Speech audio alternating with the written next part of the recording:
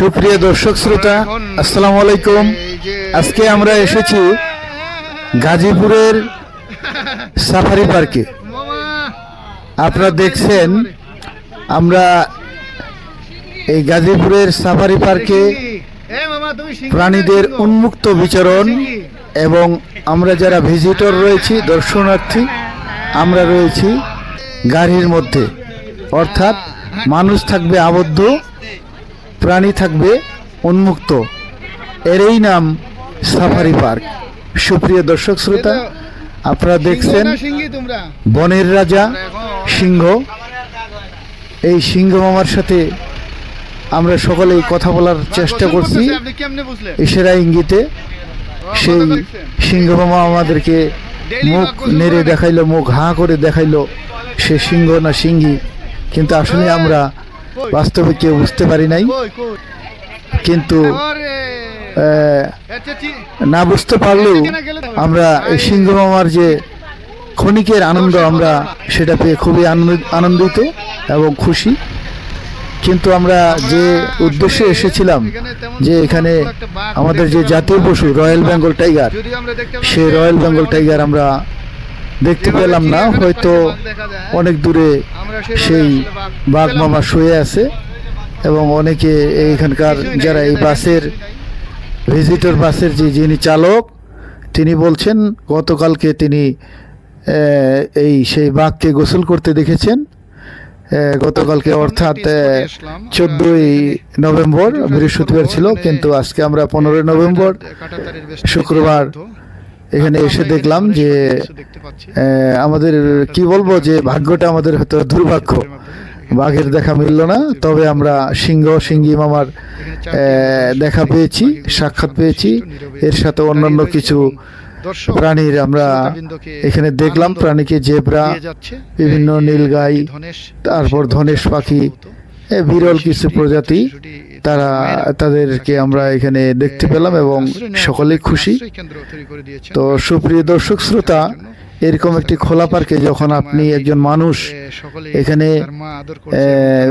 আসবেন, ভ্রমণে আসবেন, নিশ্চয়ই কিছুটা হলেও আনন্দ পাবেন। যে উন্মুক্ত স্থানে মানুষ যখন স্বাচ্ছন্দ্যে চলাফেরা করে, ঠিক তখনই তার যে যান্ত্রিক জীবনটা, শহরের যে যান্ত্রিক জীবন, সেটা সে ভুলে যায় এবং সে প্রকৃতির স্বাদ, প্রকৃতির সৌন্দর্য সেটি উপভোগ করতে থাকে। এই প্রকৃতির সৌন্দর্য, স্বাদ, এবং প্রাণী জগতের বিচিত্র বিচরণ, এগুলো দেখে সত্যিকারই এগুলো মনোমুগ্ধকর বিষয় এবং এগুলো মানুষের যে মনের যে প্রশান্তি, সেটাকে জাগ্রত করে তোলে বলে আমার কাছে মনে হয়। সুপ্রিয় দর্শক শ্রোতা, এই ছিল সাফারি পার্কের আজকের আকর্ষণ। আপনারা যারা এই সাফারি পার্কে আসবেন, তারা এই গাজীপুর চৌরাস্তায় এসে সোজা বাঘের বাজার নামক এলাকায় আপনারা নামবেন। সেখান থেকে 2 থেকে 2.5 কিলোমিটার দূরে আপনার যে পিরুজালি গ্রাম, সেই পিরুজালি গ্রামের কাছাকাছি সন্নিকটেই এই সাফারি পার্কের অবস্থান। এখানে আপনারা আসবেন এবং এই যে উন্মুক্ত মাঠে প্রাণী জগৎ ঘোরাফেরা করছে, তাদের অবাধ বিচরণ এবং প্রকৃতি এবং প্রাকৃতিক যে সৌন্দর্য, অপরূপ সৌন্দর্য, গাছগাছালি, একেবারে উন্মুক্ত একটি স্থান।